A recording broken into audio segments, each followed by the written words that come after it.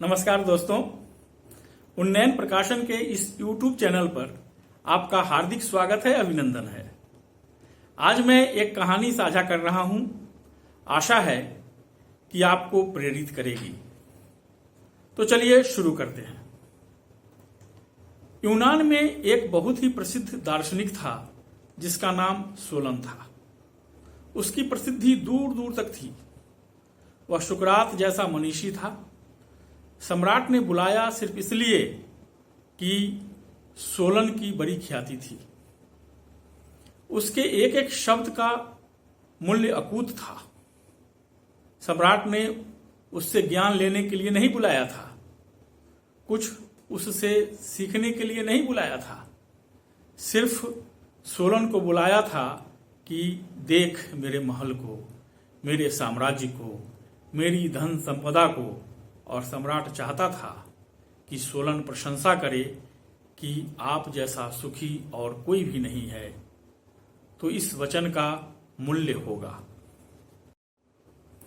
सारा यूनान के बाहर भी लोग समझेंगे कि सोलन ने कहा है।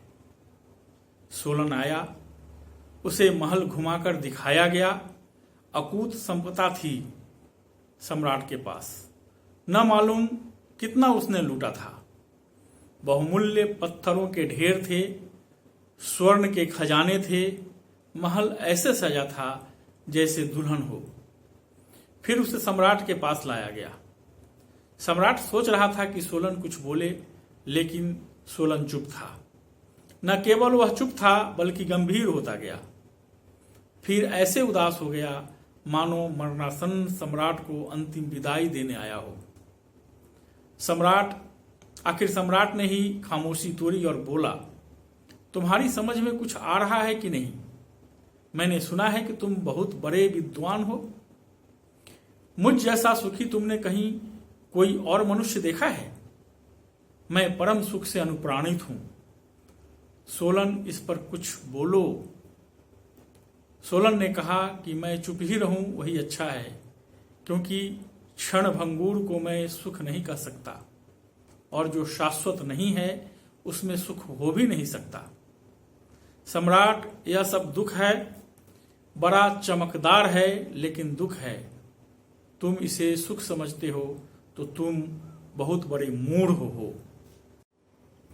यह सुनकर सम्राट को धक्का लगा। जो होना था वही हुआ। सोलन चुप ही रहता तो अच्छा था। महल के एक खंभे से सोलन को बांध दिया गया और उसके बाद सम्राट ने कहा, अभी भी वक्त है, माफी मांग लो और कह दो कि सम्राट तुम सुखी हो।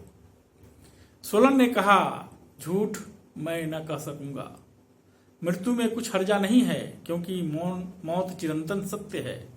हाँ, किस निमित्त मरता हूं यह मान रखता है। मौत निश्चित है, मैं झूठ कदापि नहीं कहूंगा। सम्राट, तुम भारी भूल में हो और दिवा स्वप्न में ख्याली पुलाव पका रहे हो कि तुम सुखी हो। इतना सुनते ही सम्राट को उसी वक्त सोलन को गोली मार देने और उसकी हत्या करवा देने की आदेश दिया।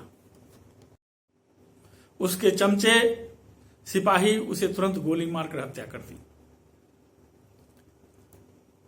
फिर 10 वर्षों बाद सम्राट पराजित हो गया। विजेता ने उसे अपने ही महल के एक खंभे से बांधा। जब वह खंभे से बांधा गया था और गोली मारे जाने का इंतजार कर रहा था, तभी उसे अचानक सोलन की याद आई। ठीक 10 वर्ष पहले ऐसे ही सोलन खंभे से बंधा था।